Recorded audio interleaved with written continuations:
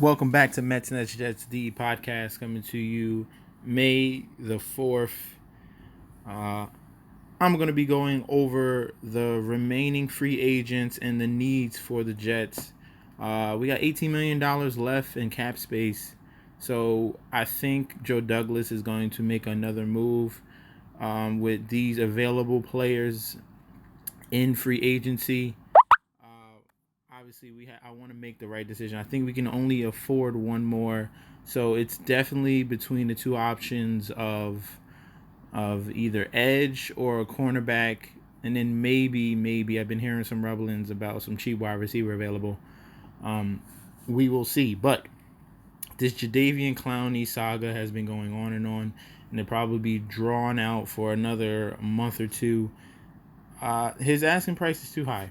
If you haven't gotten over 10 sacks in a season, you're not getting $20 million. You're not. He had a year to 9.5.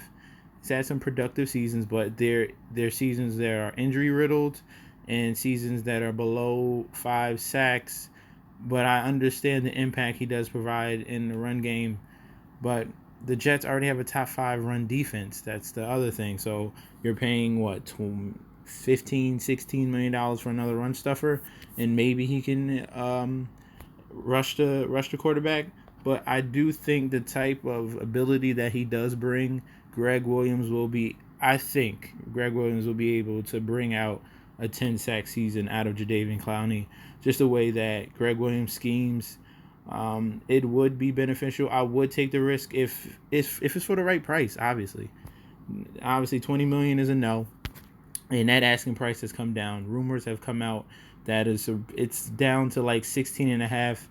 I think we can wait it out some more. I'll pay him 14 million. That's my cutoff.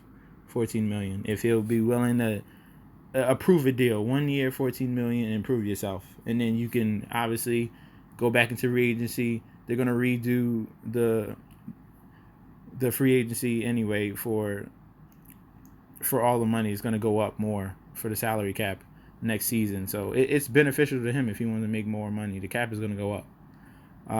So I do, if it's for the right price, yes, Jadeveon Clowney. Next on the list, Everson Griffin, and also on this list is supposed to be Vinny Curry, but he's not in the top 10. I'll take either of the two. We do have a we do have a connection more with Vinny Curry from the Philadelphia Eagles. Um, just because the background with Joe Douglas, both of these guys are exceptional at rushing the quarterback. But I don't. It sucks because I want a outside linebacker that rushes the quarterback. I don't want a D lineman. It sucks. It really does. There's no outside linebacker that rushes the quarterback that's out right now. There really isn't. So we're gonna have to settle for Everson Griffin, which are totally fine options. Everson Griffin and Vinny Curry. They're top echelon defenders that rush the quarterback. So I'll take either or for cheap money. But an ideal person would have been Dante Fowler, and we missed that on an opportunity. So Everson Griffin, I love him. So I definitely liked this option, or Vinny Curry, that will come over here. Next guy that we have been connected to a lot, and it's been noted that he might be signed in the next couple days, is Logan Ryan, a veteran cornerback from the Tennessee Titans. He did give up a lot of deep balls last year, but he did have a career high in tackles last year. He's still a veteran cornerback that would bring another boost to our secondary that we have totally revamped from last season. Departures of Tremaine Johnson and Darryl Roberts, all those guys are gone. We kept Marcus May, Jamal Adams, obviously. We got Ashton Davis in the draft. Re-signed Brian Poole. Picked up here this year. So it's looking good.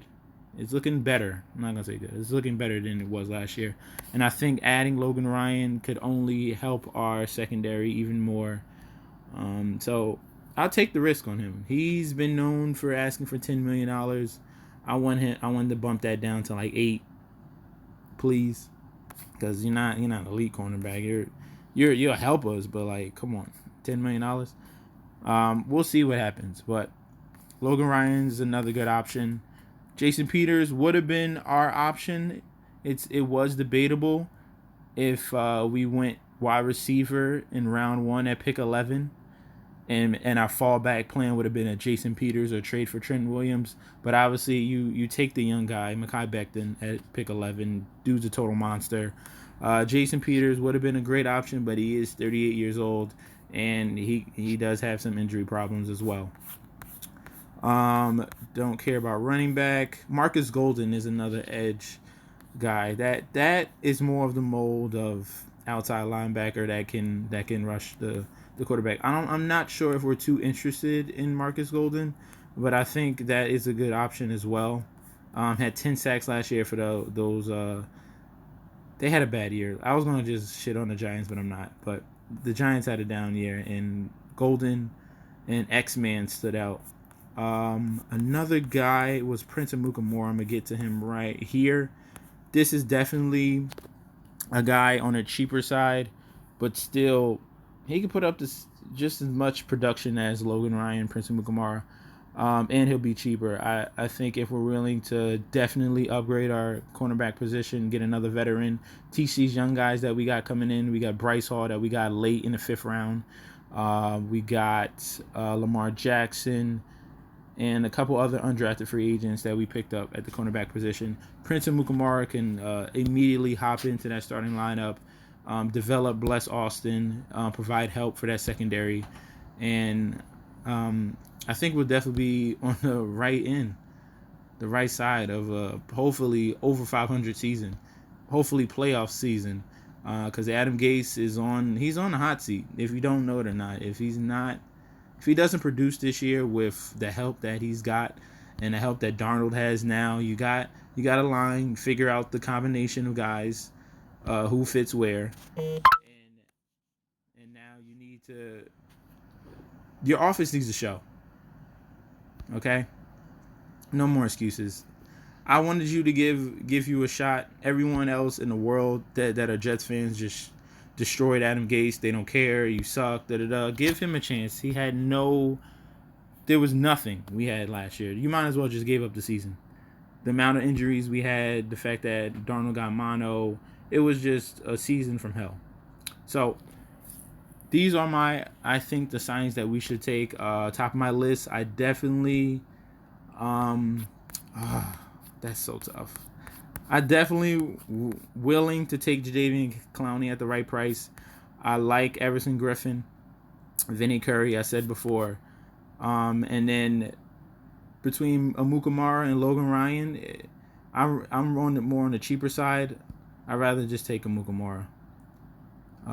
They're both decent enough veterans that are capable of manning the number 2 cornerback position on our team. So that's all I have for today. Thank you guys for tuning in. Just a little discussion of what I see that might happen for the New York Jets coming up in the weeks ahead. Don't forget to like, comment, and subscribe to the channel, Metsness Jets D. Follow me on Twitter and Instagram. As soon as these sports start back up, I'll start doing more videos on betting. But for right now, I'm going to stick to what I know best, which is the Jets. Maybe some other different stuff. We'll see. But for now, hopefully the Jets make another productive signing with the $18 million that we do have left in cap. All right. So, peace out.